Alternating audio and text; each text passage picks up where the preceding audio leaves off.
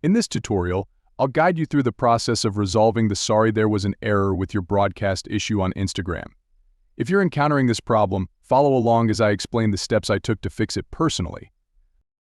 Firstly, open your Instagram app and navigate to your profile.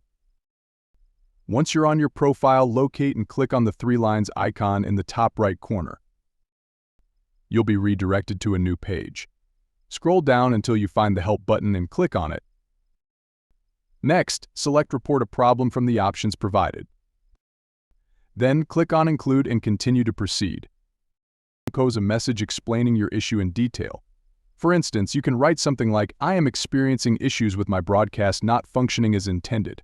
Please assist me in resolving this matter." Be sure to click on the Send button located in the top right corner to submit your request. After submitting your report, you may need to wait for 24 to 48 hours for Instagram to address the issue. Keep in mind that they may not respond directly to your message.